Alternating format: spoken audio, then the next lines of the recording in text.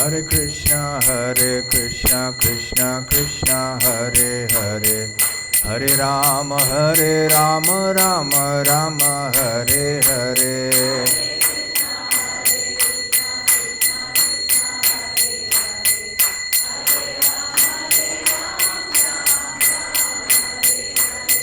Hare Krishna, Krishna Krishna, Hare Hare, Hare Rama, Rama Rama, Hare Hare.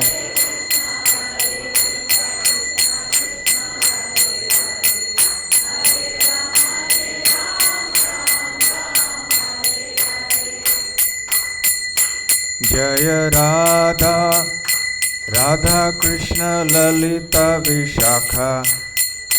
Jaya Radha Krishna, Radha Krishna Radhe.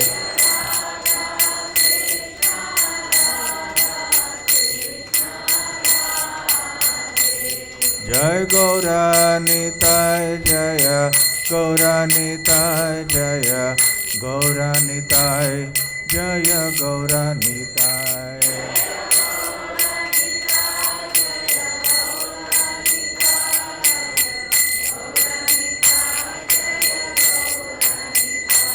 Jaya Jagannath, Jaya Jabaladeva, Jaya Subhadra, Jaya Sudarshana.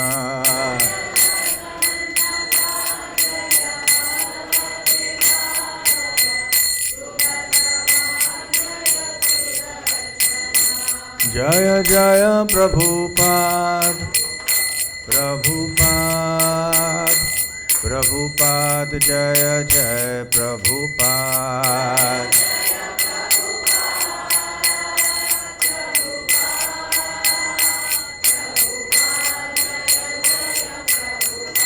Nitai Gaura Hari Bol, Hari Bol, Hari Bol, Nitai Gaura Hari Bol.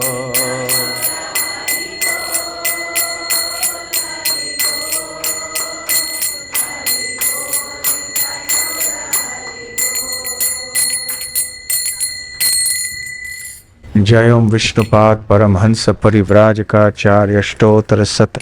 His Divine Grace Abhay Charanar Vinda Bhakti Vedanta Swami Srila Prabhupada Ki Jai. Ananta Koti Vaishnava Vrinda Ki Jai. Shri Shri Radha Krishna Lalita Vishakha Ki Jai. Nitai Gaur Premanande.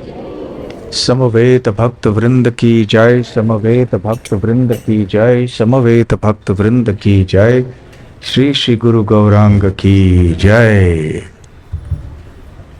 Om Jnana Timirandhasya Jnananjana Shalakaya Chakshurun Militam Yena Tasmai Shri Gurave Namaha.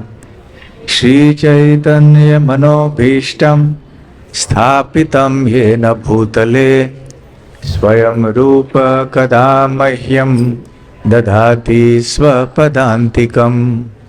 Vandeham Shri Guru Shri Yuta Padakamalam Shri Gurun Vaishnavamscha Shri Rupam Sagrajatam Sahagana Raghunathanvitam Tam Sajivam Satvaitam Savadhutam Parijana Sahitam Krishna Chaitanya Devam Shri Radha Krishna Padam Sahagana Lalita Shri Vishakhanvitamscha.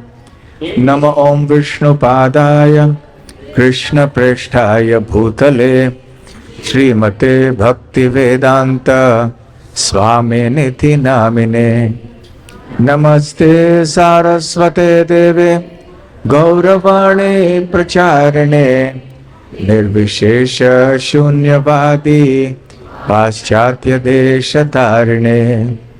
Mukam Karoti Vachalam Pangum Langhayate Girim Yat kripatamaham vande Shri Gurun Dinataranam Vancha kalpatarobhyascha Kripa sindhobhya evacha Patitanam pavanebhyo Vaishnavebhyo namo namaha Namo mahavadanyaya Krishna prema pradayate Krishnaya Krishna chaitanya Namane Gauratvishe namaha Pancha Tattvatmakam Krishnam Bhaktarupa Swarupakam Bhaktavataram Bhaktakhyam Namami Bhakta Shaktikam Aradhyo Bhagavan Vrajeshatanayas Tadhama Vrindavanam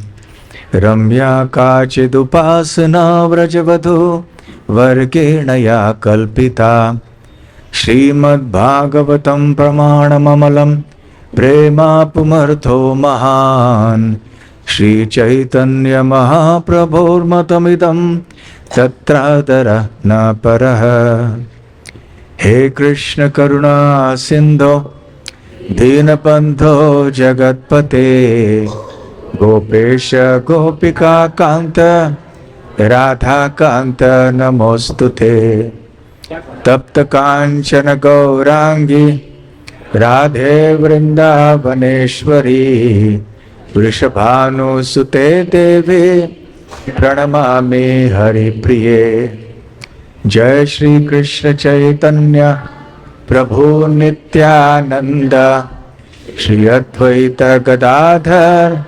Srivasadi Gaura Bhakta Vrinda Hare Krishna Krishna Krishna Hare Hare Hare Rama Rama Rama Hare Hare.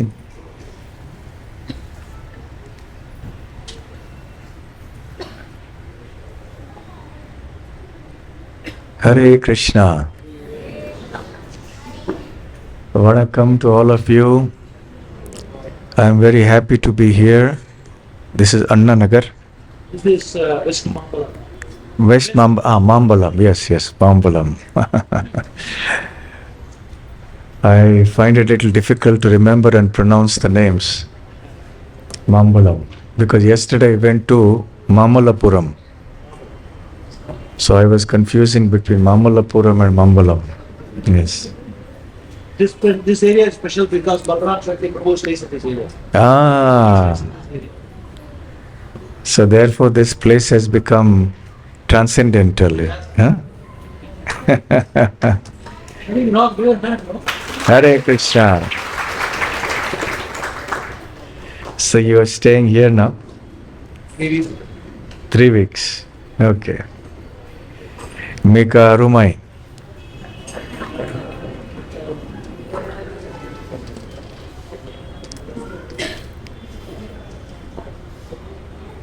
Yesterday I had gone to Mamalapuram and on the way we stopped at 2 of the Divya Desams there. One is the Nitya Kalyana Perumal temple, and many people who want to get married had come there. I believe it is said that those who want to get married, you have to wear the Mahaprasadam garland and circumambulate 9 times. That is the tradition, or that is the belief. Beautiful temple, stone structure, architecture of, I think, the 8th century or 9th century. But because it finds mention in the Nalayira Divya Prabandham, so obviously the deities are much older. The present construction may be only about 1200 years old, approximately, but the deities are much older. The Alvars. So the Alvars have noted, I think that's the birthplace of Bhuta Talwar also, isn't it? No? Which was that? Peyalvar. No, Peyalvar is here. Adikeshava temple in Mylapore. That is, anyway, so it was a very nice temple. And then the next temple we went to was Sthana Shayana temple. Sthala Shayana temple. I think that is probably the Bhuta Talwar. One of the temples is Bhuta Talwar. Which one was that? Sthala Shayana. So that is the birthplace of Bhuta Talwar, another of the Alwars. So Chennai is such a holy place. Actually, I didn't realize it. When I came here, then I thought I should go and visit some of these temples, and then I started going through the list, and there were so many temples. Such a divine place, such a rich devotional heritage. But ultimately, it is up to all of us to safeguard this very rich heritage, despite so many obstacles. Further, we also went to the beach and saw the shore temple, and that was such a contrast. A contrast in many ways. One, because Dear devotees, we request all of you to put your mobile on a silent mode. this gentleman is speaking here. We request all of you to put your mobile on a silent mode. And any emergency call, can go out and speak, please. He is still happily speaking.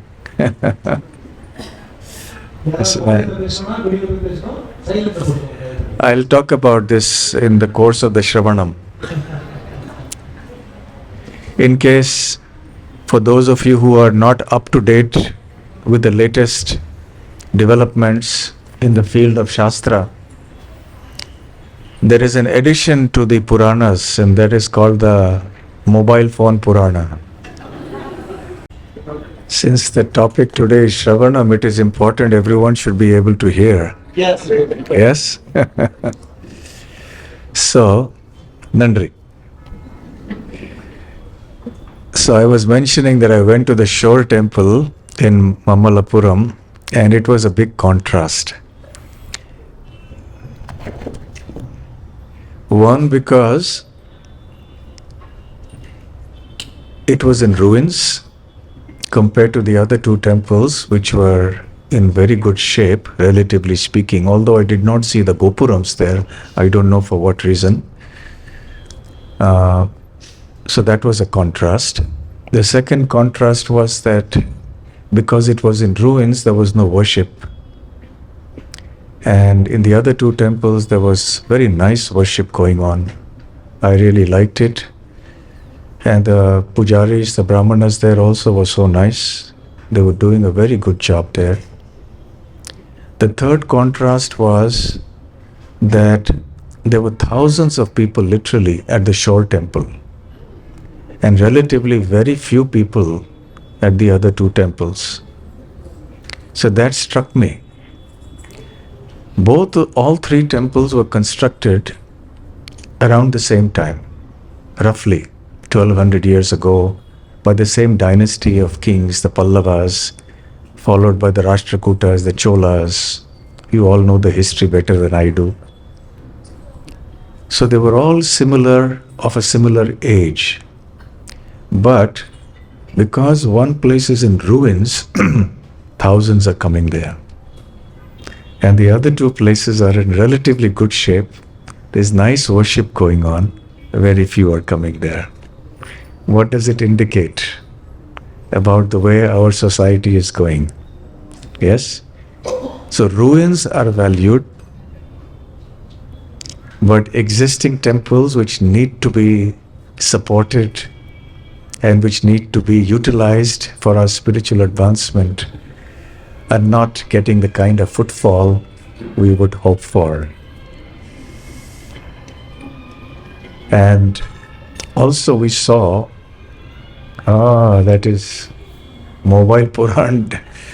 It describes lots of terrible destinations for those whose mobile phones ring in the class.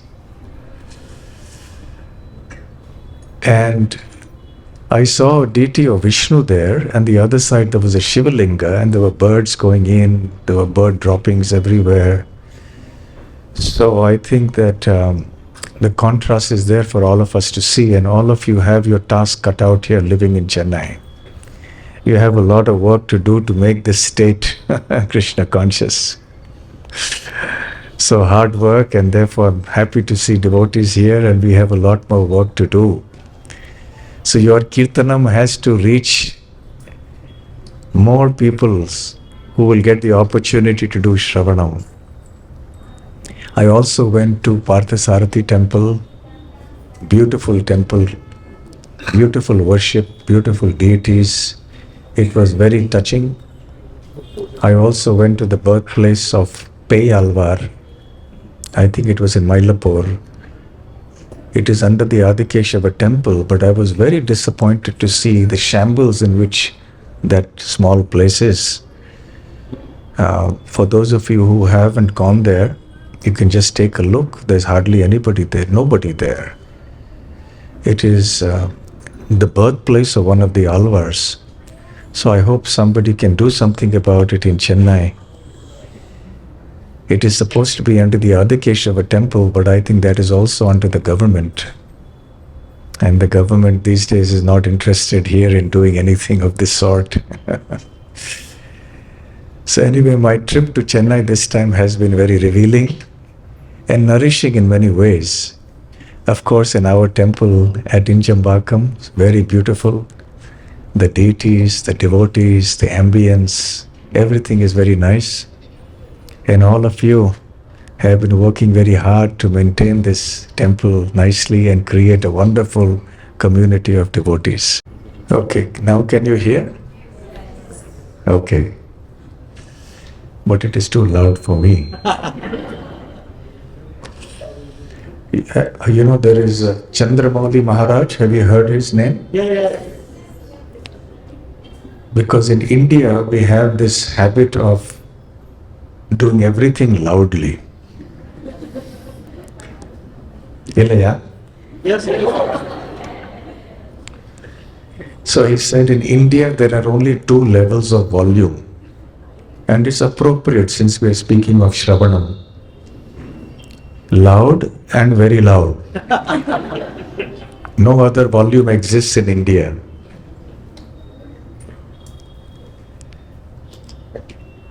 So Shravanam means to hear. What do we hear? Sound. So we learn about this world through our senses, which are called the Jnanendriyas, as you all know.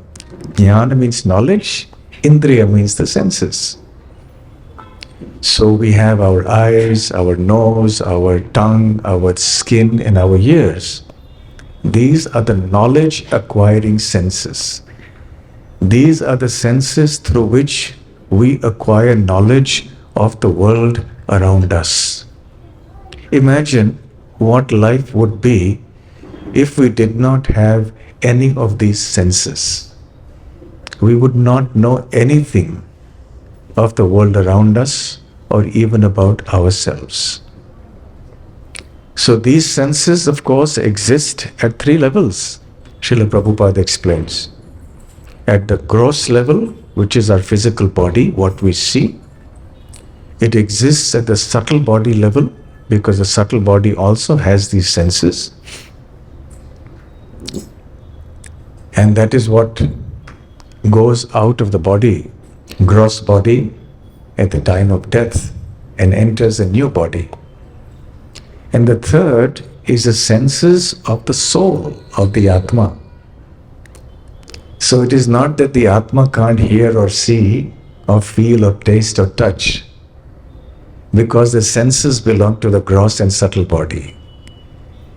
At the time when one goes back to the spiritual world, the subtle and gross material senses are left behind in the material world. But the spirit soul, the jiva, goes back, or rather goes to the spiritual world, and its own spiritual senses have been awakened by the process of Shravana Kirtana. That full-fledged devotion has manifested in the spirit soul. So therefore these senses are there at these three levels. And the Shravanam process of transcendental sound impacts all three levels. Very interesting. So we have these 5 knowledge acquiring senses. Now, what is it that the senses interact with? You need something, the ears need something, the eyes need something to acquire information. So those are called the tanmatras, which means the objects which the senses interact with. So therefore the eyes need something to see. So that is form. The tongue needs something to taste. The ears need something to hear. The skin needs something to touch. The nose needs something to smell. So these objects of the senses, the tanmatras, are also very important. So it is the interaction of the senses with the sense objects that give us experience and knowledge of this world. And we won't go into further detail of this, but of all these sense objects, which are the 5 sense objects? One is what the eyes see, which is form. What the nose does, which is smell. What the tongue does, which is taste. What the skin does, which is touch. And what the ear does, which is hear. So of these 5 tanmatras, all of which are important, one is more important, most important. You see, even if one sense doesn't function properly, it is unable to access the tanmatras. It creates such a problem. Any of you had the experience of going through the COVID? Did you get COVID yourself? Any of you? Okay. Did any of you who had COVID, lose your sense of taste? Anyone? So what was your experience when you lost the sense of taste? Terrible. Am I right? Imagine tasting salt and not feeling anything. Tasting payasam, not feeling anything. It feels like the purpose to live has disappeared. After all, we live only to eat nicely. So all these senses are important. However, there is one sense or the tanmatra, one object of the senses that is most important. Which is that? Hearing. Why are we being partial towards hearing? For several reasons. At a philosophical level, it is sound that is heard, and sound is the origin of creation. That is what the Srimad Bhagavatam says, and Srila Prabhupada also elaborates on that. The entire material world begins with sound. And then the other tanmatras are formed progressively, alternately with the Mahabhutas, that is earth, of course starting from the subtlest object going to the gross object. The grossest being earth and the subtlest being ether. Of course, before that there are other elements also. So the point is that sound is the origin of creation of this material world.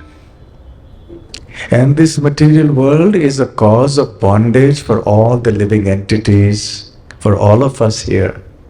We are bound in this material creation which began with sound. So Srila Prabhupada makes an interesting point. He says sound created the material world which has bound us. That is material sound. But then there is spiritual sound which can liberate us from this bondage. So when one hears the spiritual sound vibration, then we become free from this bondage of material existence.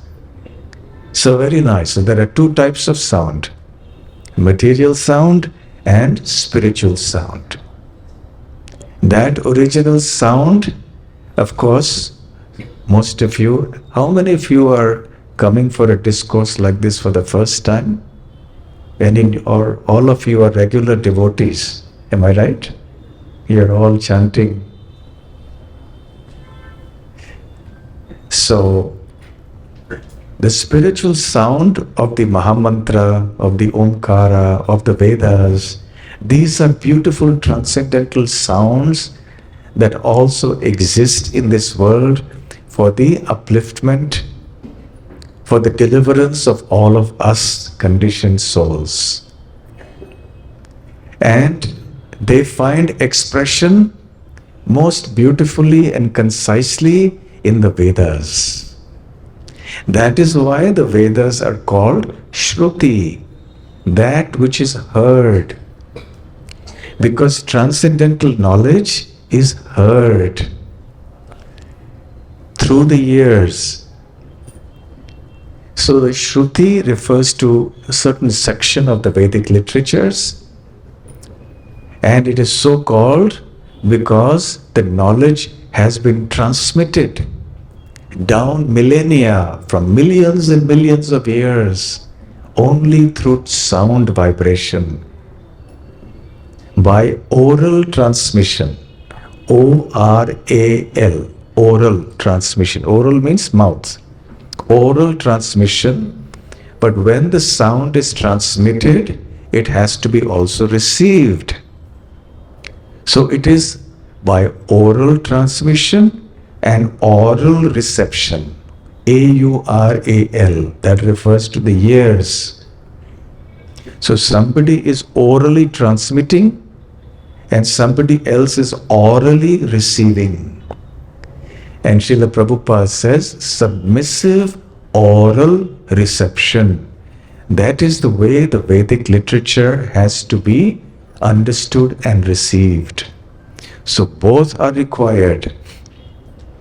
So when the Vedic Shastras, the knowledge of the Vedas given by the Supreme Lord Himself, is spoken, starting with Krishna to Brahma, and then Brahma on to his descendants, spiritual descendants. And then the Lord speaks to others also who start their own sampradaya. And the knowledge in this way is transmitted down generation after generation for millions and millions of years in every creation. This is one of the most awe-inspiring, wonderful phenomena that we see. That transmission of knowledge, of the same knowledge, has been going on for millions of years in every creation without distortion, without change, without any loss of potency. Such an exceptional, extraordinary phenomenon. When we ordinarily speak to each other, we say something, and then by the time it comes back to us, it is completely different. Many times children play one game and they sit in a circle. One child whispers into the next child's ear something and asks that child to repeat it to the next. And it goes on. By the time it comes back to the first child, it is something completely different. That is what happens with mundane sound vibrations that are not repeated or recited faithfully in the proper way. But the Vedic sounds are not like that. They have been coming down, and that is why this miracle happens. There was no need for any script. There was no need for any writing in those days. The need for a script and writing has emerged only in Kali Yuga, when people did not have or do not have the capacity to hear and hold. Therefore, the early days, early ages, most people were Shruti Dhara. Dhara means to hold. Shruti means that which is heard. So they could hold in their minds or intelligence what they heard even once, or even if they had to repeat. So the traditional system of Vedic education involves these two things. Oral transmission, the Acharya or the Guru sits, he recites the Vedic mantras, and the students who are sitting there, they hear very carefully, and then they repeat many times. So there are certain ways in which you have to repeat so that you will remember. So there is Shravanam, because the students are hearing. Then they repeat Kirtanam. When the Shravanam and Kirtanam is done repeatedly, then there is Smaranam. It is not by chance that Prahlad Maharaj speaks about the ninefold bhakti, Navavidha bhakti, by saying Shravanam, Kirtanam, Vishnu Smaranam. So that sequence is not happening by chance. It is not happening without any reason. There is Shravanam, there is Kirtanam, and there is Smaranam. But where does it all begin? Shravanam. So where does our bhakti begin? Shravanam. Everything begins with Shravanam. Even fights begin with Shravanam. Oh, he said this about me. Okay, I will teach him a lesson. So anything for good or bad begins with Shravanam. So this has been transmitted from such a long time. The students would recite perfectly, and if they made a mistake, then the Acharya would correct them. And there was a check and balance system that was there, so that they did not make a mistake. You have seen in the Vedic Pathshalas, they will do this, they will do so many things. Even in Carnatic music, you do so many, those of you who are familiar with it. So there are reasons for doing it. So even when you recite the Vedic shlokas, there are ways, because these indicate something. There are hints. There are what we call mnemonics. Mnemonic means little clues or hints to remember something very easily. So that is how in all these centuries and thousands and millions of years, students have learned the Shrutis. And then they memorized it, and then they elaborated upon it. That became the Smriti. That which is remembered after having been heard. So this process of Shruti, Smriti has been going on, and it is all a matter of Shravanam, Kirtanam, Smaranam, Shravanam, Kirtanam, Smaranam. And eventually then all the other limbs of activity that are mentioned by Prahlad also come forth. This is the beauty of the system that Lord Krishna has set up. So this is how Shravanam is so important for us in our spiritual life. It all begins there. Faith also comes through Shravanam. Shravanam strengthens the intellect. It strengthens the determination. And then we become faithful. We become stronger in our convictions for doing our devotional activities. Without Shravanam, we become weak spiritually. So Shravanam provides us the nourishment that we need to move ahead in our spiritual life enthusiastically, faithfully, and devotionally. So therefore, it is not merely a question of hearing, but it is a question of hearing attentively and faithfully. That is very important. Even if, of course, one comes even as a matter of ritual, it's also okay. At least better to come than to not come. You know, sometimes, I'm sure you've all observed, when a lecture is going on, Then there are some people who are asleep. They sleep for some time. Does it happen? Yes. Have you seen it? Have you personally experienced it? How many of you have sometimes fallen asleep when the lecture is going on? Okay. And now I want an honest confession from you. Were they not some of your most blissful moments in life?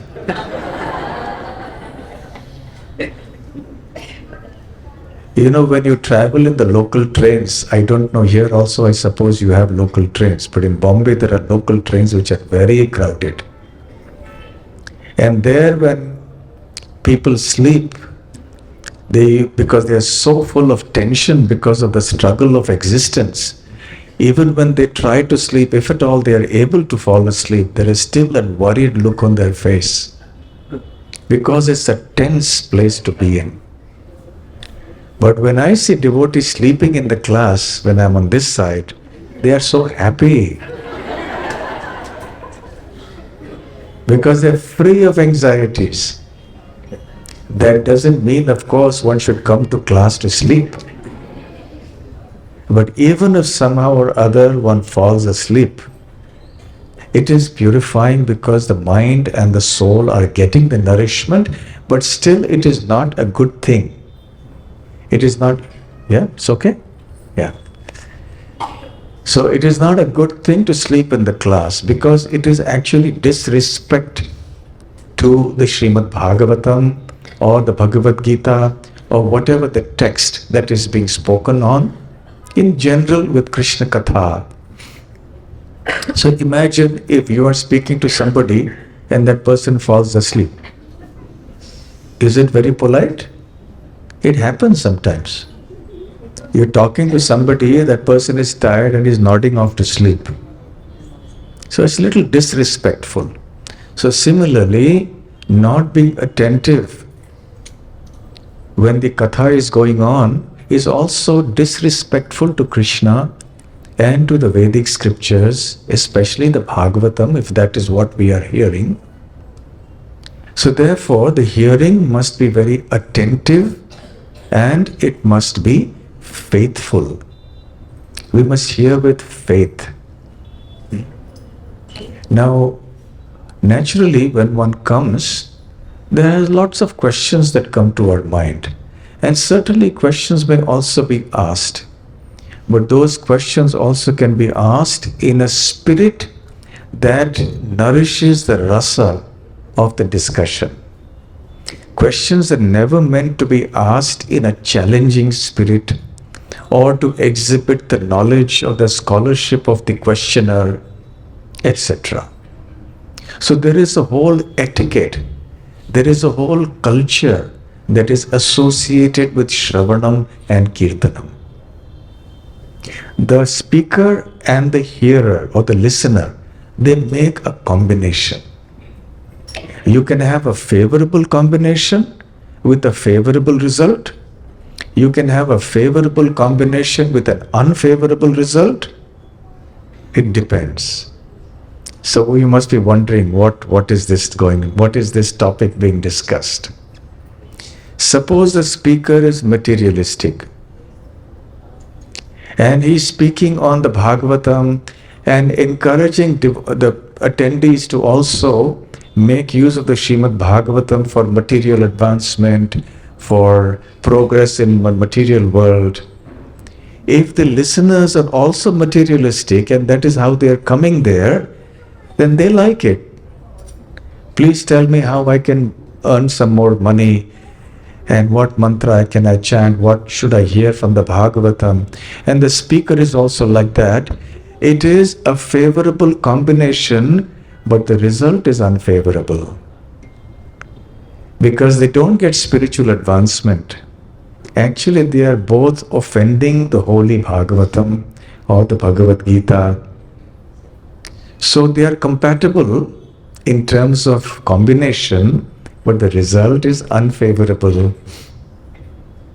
On the other hand, if the speaker is very materialistic, but the audience is like you, who only want spiritual advancement, And then the speaker is speaking about all the material benefits that you can get from reading this pastime. This is the Phalashruti of this pastime. And you say, no, no, no, no. We don't want to hear this. Vanda, I don't want to hear this. We want only Shuddha Bhakti being discussed. So it is an incompatible, unfavorable combination. And therefore, for both there is an unfavorable result. The speaker is thinking, what an audience I have got. They are not interested, they will not give me donations, so what will happen now? And the listeners are thinking, why is he speaking so many material topics? I don't want to hear. I want to hear only Krishna Katha, pure Krishna Katha. So these are the combinations that end in unfavorable results. But there are combinations also that can give favorable results. If the speaker is ideal, is spiritual, or even if he is personally not perfect but is repeating perfectly what is coming down from the parampara, and the listeners are also on the same page, then it is a perfect combination. Perfect questions, perfect answers. You know, there is this book published by the BBT of Srila Prabhupada. So the listeners are perfect because they're eager to know, and the speaker is perfect because he's qualified and pure-hearted. So therefore, when the speaker is speaking Krishna Katha only for pure devotion, the listeners are also like that, then this is a perfect combination. However, if the speaker is spiritual and the listeners only want materialistic things, they will get bored. So why is he speaking only devotional matters? But still, because they're associating with the sound vibration which is pure, and the speaker is pure, gradually they will get purified. That is the power of hearing from the right source. You cannot disconnect the process of hearing from the source. So we have to be very careful where we are hearing from. You know, one time, one gentleman Indian gentleman, approached Srila Prabhupada and said that, Swamiji, you are criticizing so many sadhus, and this is not right. We must respect all the sadhus, we must hear from everybody. And Krishna has said in the Bhagavad Gita, Pandita Samadarshanaha. So we should see all equally. So Srila Prabhupada said, we should see equally when we are giving the knowledge. Because when we are speaking and giving the knowledge, then we don't see you are from which caste, which community, which language, what is your economic status. We give it regardless, freely. But when we are hearing, then we are very careful. We will not hear from anybody. So that gentleman was arguing. So Prabhupada said, he gave further examples that if you want to be a doctor, you will go to a proper physician, a proper doctor who is qualified. You will not go to anybody and hear learn medical science. So similarly, when we want to have Shravanam, we want to hear, that we must hear from the right source. And the right source means that which is coming from Parampara. So this way the process of Shravanam has maintained the devotional knowledge, the devotional mood, and even today it is as potent as it was at any other time in the history of this entire material creation. So as I said, this Shravanam has to be done properly. In the Skanda Purana, there is a section of the Bhagavat Mahatmya. And there is much glorification of the Srimad Bhagavatam. And also there is a section that talks about types of listeners. Since the topic today is Shravanam, we should know the different types of listeners who do Shravanam. Some of you may have already heard this. Probably you have gone to some discussion on Srimad Bhagavatam, maybe a Bhagavat Saptah, even if it is conducted by one of our ISKCON devotees. So it is explained there that there are some kinds of superior listeners. There are 4 varieties specifically mentioned, but also it is said there are more than that. One is the Chataka listener. The Chataka is a bird. Any of you have heard of the bird Chatak? What is the peculiar feature of the Chatak? Can anyone say? It only drinks rainwater. Even if it is right on the bank of a river or a lake, it will not drink that water. It will just stand with its mouth open, especially when the clouds are dark and it appears it is going to rain. So the Chataka bird is always waiting, when will it rain? And it will drink only the water that comes from the rainfall. So a Chataka listener is one who will hear only matters that are connected to Krishna. He will not hear anything else. And he will wait eagerly for that opportunity for this Krishna Katha to be spoken somewhere. So in our Shastras, in the Bhagavatam as well as in the Srimad, in the Nectar of Devotion, Bhakti Rasamrita Sindhu, there are numerous instances of great devotees who explain why they want many, many tongues and many, many years. Because they want to hear Krishna Katha everywhere. So these devotees who are like Chatakas are very eagerly waiting to hear Krishna Katha. Then another category of listener is called the swan listener. Now the swan has legendary capabilities to separate milk from a mixture of milk and water. It is said like this. I have not seen it happening, but it is said like that. So the swan has this extraordinary capability to do that. So the swan listener also has the expertise or that kind of discrimination to judge what is essential, what is not. He selects only the Krishna Katha, only the valuable portions from whatever is being spoken, and he assimilates that. Like the swan taking the milk from the mixture of milk and water. Similarly, there is a third variety of listener called the parrot listener. I am avoiding the Sanskrit terminology, we'll keep it simple. And this listener is like a parrot who repeats very perfectly, concisely, excellently what he has heard the speaker speaking.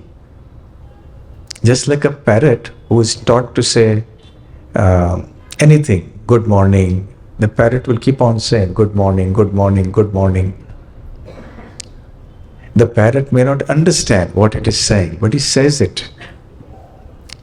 One time I remember when I was in another country, I had gone to the home of one devotee and he had a parrot in his house that was in a cage.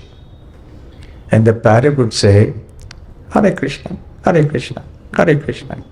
I was wondering where the sound is coming from. Is it a child who's speaking? Then I saw there's a parrot.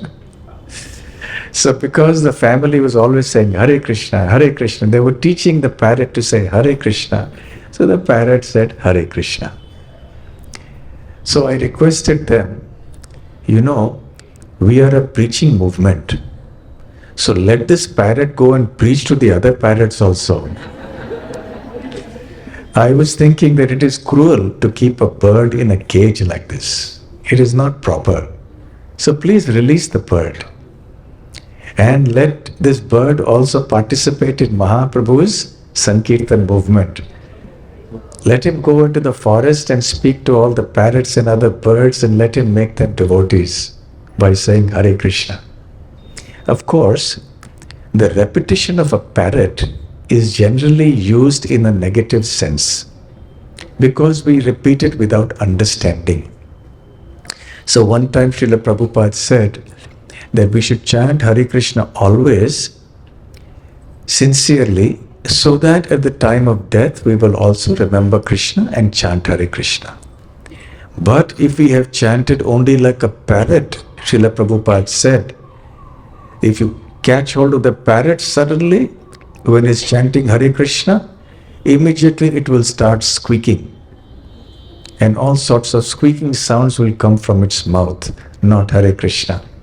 Similarly, Prabhupada said, if we have not been hearing and chanting properly the Mahamantra, then when the time for death comes, instead of chanting the Mahamantra, we will start squeaking and we will speak other things than the Mahamantra.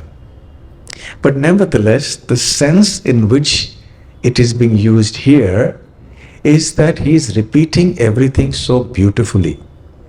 He has understood what the speaker is trying to say, he remembers it and is able to reproduce the essence of what he has heard, much to the delight of the speaker and the other members of the audience. If any member of the audience is able to summarize what the speaker has said very eloquently, very concisely, it becomes very pleasing for everyone.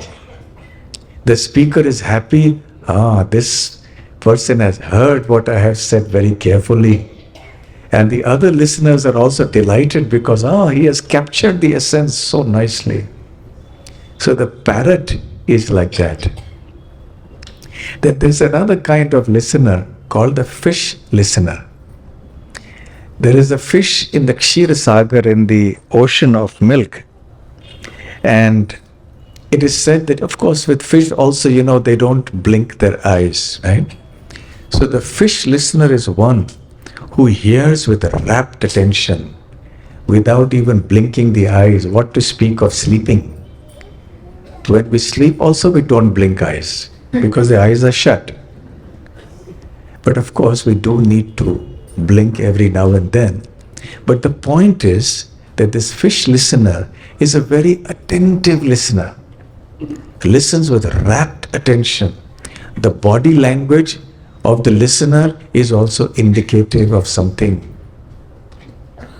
Nowadays, since COVID-19, the culture of online lectures has begun. And even now it has continued. Many people have online lectures and there is great benefit from that. Many people find it very nice and useful. However, inasmuch as we need to have an etiquette for live classes, there must also be etiquette in online classes. Many times you will see people eating in the class online, or they will come improperly dressed online, or they will be walking here and there with their phone, or they'll be talking to somebody else. They're not attentive. Sometimes when people say, devotees ask the question, is it better to hear the lecture coming physically in the association of devotees, or is it better to hear online? Both are good, of course. But the benefit of coming to physical association has the potential of being stronger because everybody is watching you. You are in a situation where if you are fast asleep, you will feel awkward to fall asleep. At home, nobody is there to ask you. Even if you are asleep, you just turn off the video and sleep. But if you are sleeping in the live class, everybody is going to ask you, or they will notice you.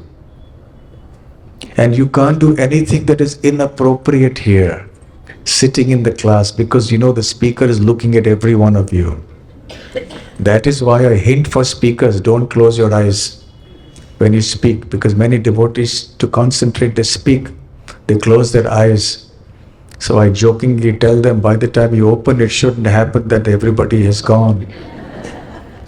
So the speaker should also keep the eyes open and see. So in any case, the body language, etc., is very important. So when we are physically in the association, we are very conscious that we must hear properly. Am I right? We are more conscious because we don't have the liberty that we have when we are alone in the house. When you're in your house, you can be on your bed, you can lie down, sit on the sofa with your feet up, but you cannot do that when you're here in the satsang. You have to sit properly, you have to hear properly. So if somebody is following these etiquettes online and hearing, that is fine. That devotee will get very good benefit from such hearing. But another benefit that comes from physically coming here is there is a strong vibration, a spiritual ambience, a spiritual atmosphere.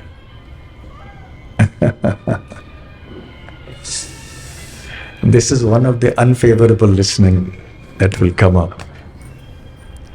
I will tell you a little story since this has happened now. When I was in Vrindavan one time, the Goshala, they were talking to me some time before that they were in some financial crisis and they needed some donations. So I said, I know the best way to get it. Yes, how? She said, come. And that day happened to be my class, so I had to give the Bhagavatam class there. So I told them, you bring your receipt book and sit here next to me. And I made the announcement that please ensure that your phone does not ring in the class. And I knew that despite the announcement, some phones will ring. That is what happens usually. So I said that anytime any phone rings, you have to pay 500 rupees donation to our Goshala. Despite making the announcement, we had a good collection for the Goshala. What should be announced today, Maharaj? Sorry? What should be announced for the day? Yes, so maybe you can start and announce, and in between too, so the latecomers also. So talking of the fish listener, not only does the fish listener hear very attentively with unblinking eyes, but the fish is also silent, doesn't make any noise. So including mobile noise. There are some instances when in Bhagavatam classes I have noticed some devotees yawn loudly and they make a sound when they yawn. And it is very annoying. Not only for the speaker, but also for the other listeners.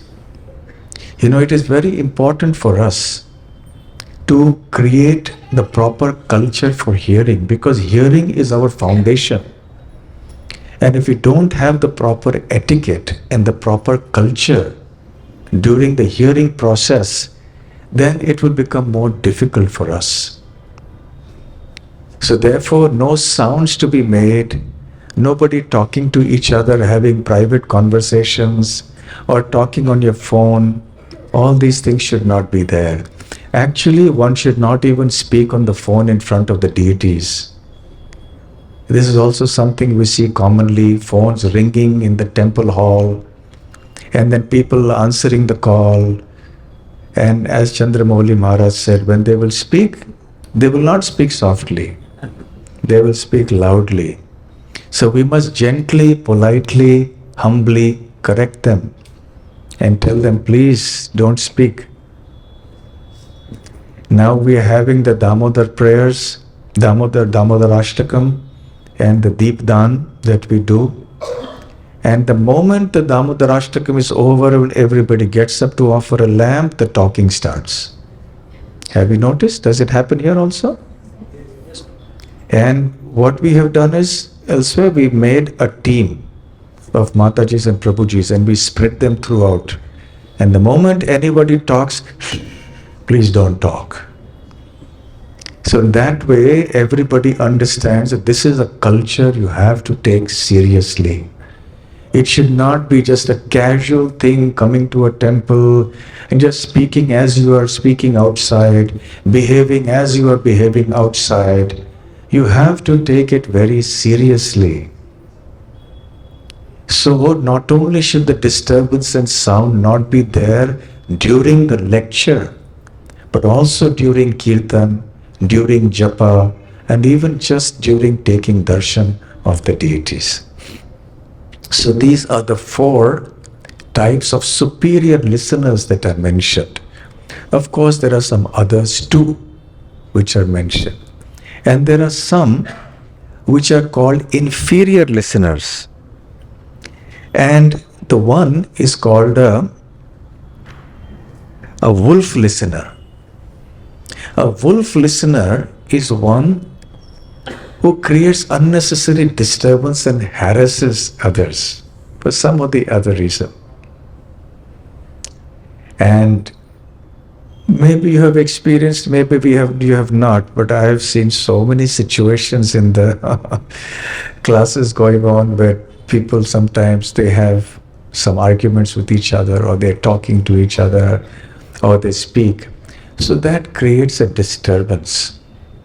Just as a wolf, he comes and he barks and touches and he creates a disturbance for the deer who is hearing the melodious sound of a flute that is played by somebody.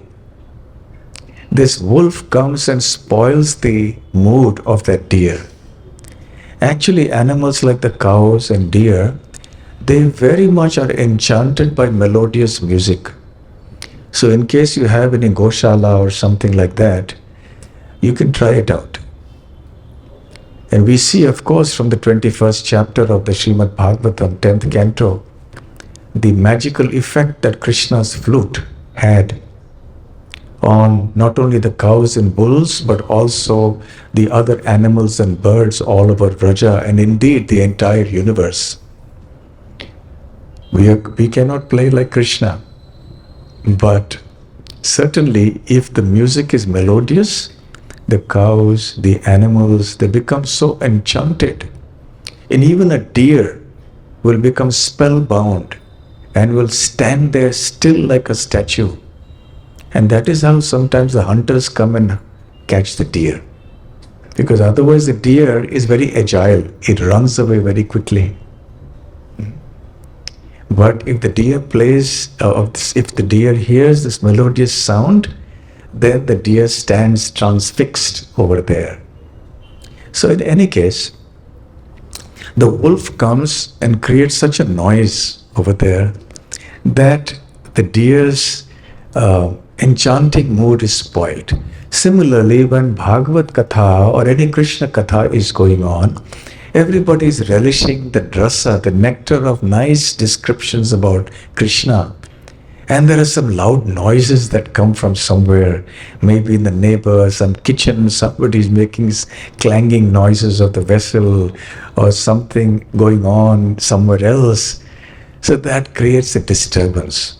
So not only must we see that those who are present in the katha are not creating a noise, but where possible, we should try to prevent those who are around us from creating that disturbance. In a temple situation, it could be most commonly the kitchen or the altar and maybe some other shop where something is being sold. Typically, these are the areas where some of the other disturbance comes on. And then there is another bird called the Purunda bird. So there are the Purunda listeners. So what is the Purunda bird? It is found on the peaks of the Himalayas. And this bird wanders all over the Himalayas, and there are many ashrams there of the sages. So the Purunda bird hovers over these ashrams, sometimes perches on a tree or a branch inside the ashram. The Purunda bird hears all the discussions and discourses going on in the ashrams of the sages, but it has no effect. It just goes away somewhere else. So similarly, listeners who come and they listen, but they go away without any benefit.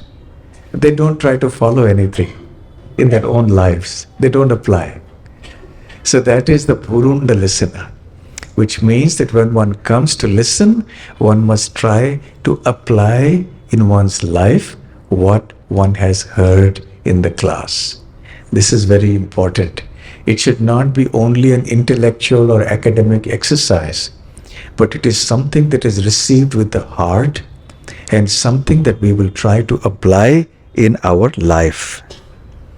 Then there is the bull listener. You have noticed the bull, you give it some delicious grapes, he'll eat that. You give the bull some oil cake, which is bitter. You know, there are oil seeds. When you crush the oil seeds, the oil comes out, and what remains is the oil cake. That's often very bitter. So the bull will happily eat that also. So the bull will not discriminate. He'll eat sweet things, bitter things, everything. So similarly, the listener who is devoid of the sense of discrimination will not discriminate between the different things that the speaker has said. He will not understand what is more important, what is less important.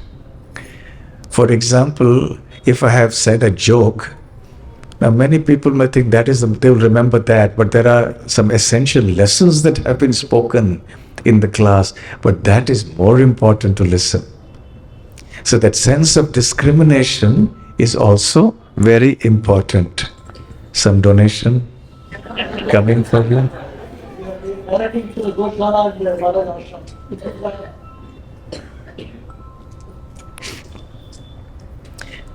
So the bull listener is the opposite of the swan. The swan is able to distinguish the essence from the non-essential parts of any speech. The milk from the mixture of milk and water. But the bull has no such sense of discrimination. So similarly, the bull listener also does not make such discrimination. And finally, there is the camel listener. You know, the camel doesn't understand what is sweet. You give the camel some nice sweet, but the camel will still like to go and eat the cactus and eat the thorny plants.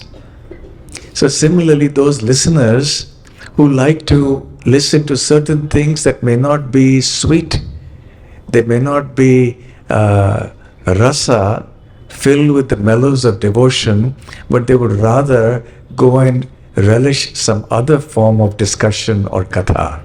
So they are called the camel type of listeners. So then in this way, this scripture describes the various types of superior listeners, the various kinds of inferior listeners. So which category do we want to be in?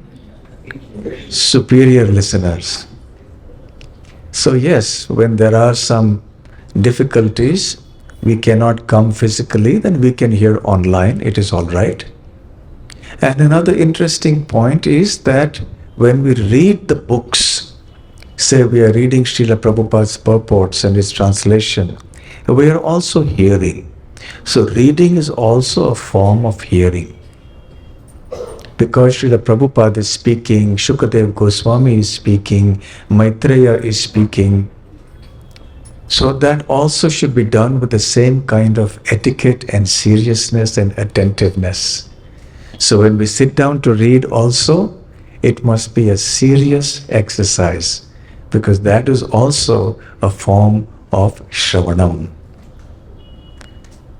In the Bhagavatam, there are so many verses that describe the glories of hearing and the importance of hearing.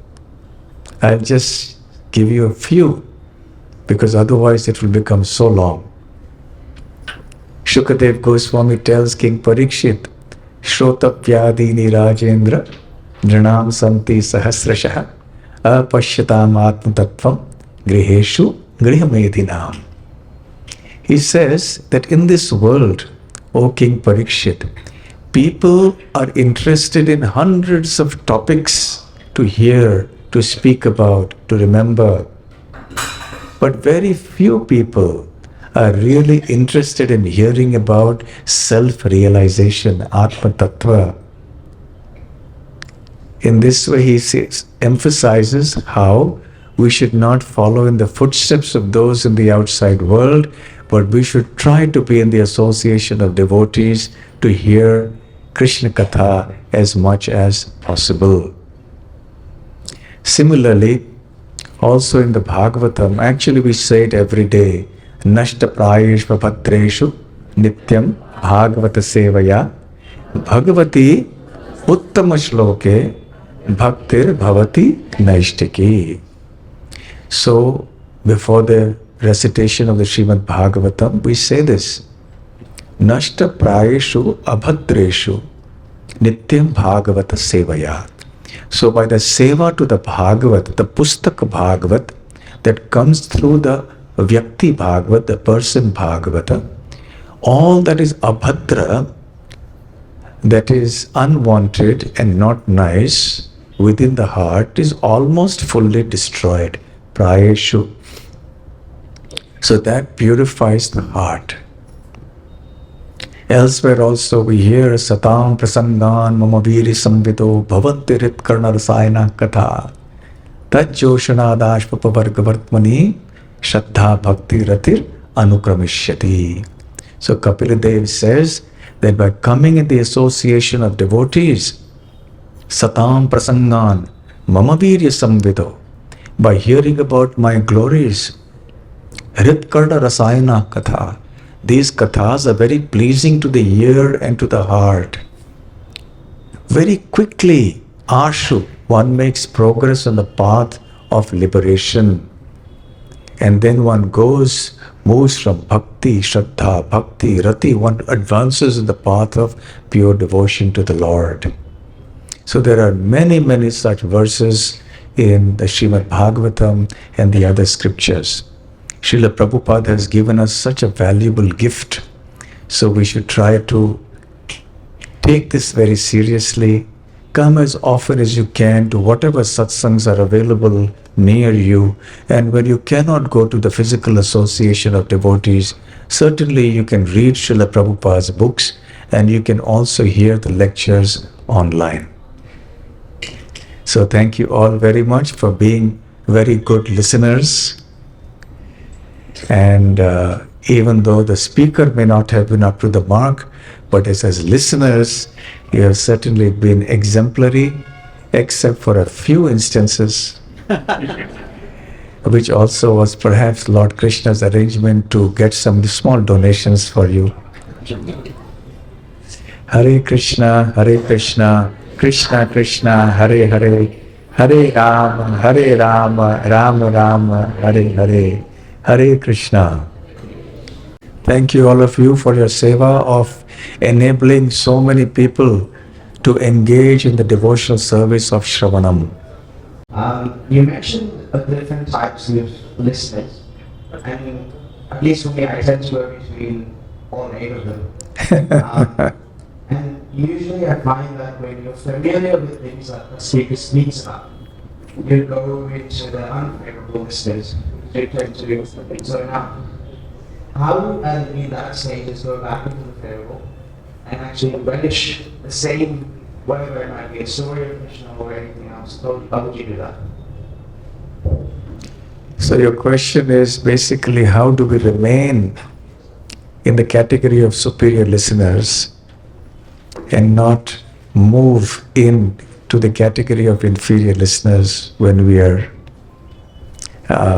hearing the lectures, correct? Especially the familiar aspects of like you're listening to Ramada, oh, I already know about this, but it's would you relish that? Yeah.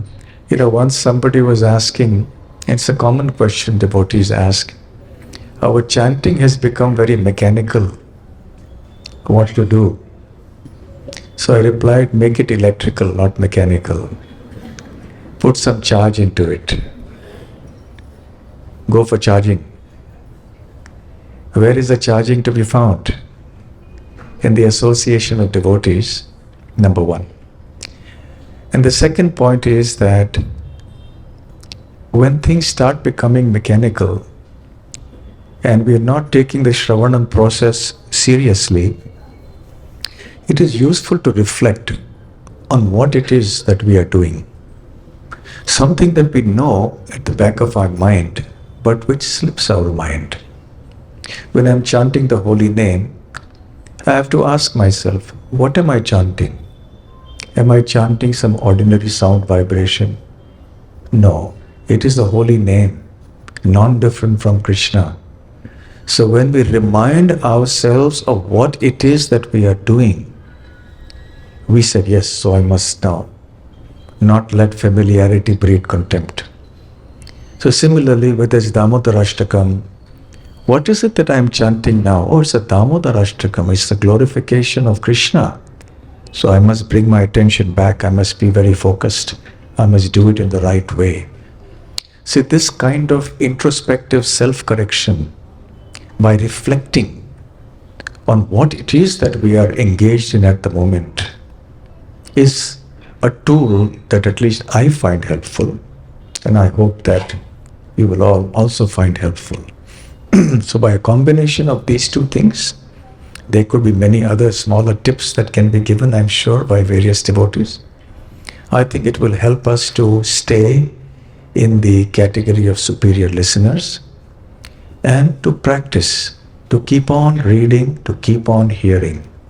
The purification and the taste develops. Do you know Srila Prabhupada's example about the sugar cane and jaundice? Yes, it's like that. So we have to keep coming and keep reminding ourselves to hear properly. And that when we feel ourselves becoming inattentive or becoming sleepy, then we have to do the self-correction. Okay?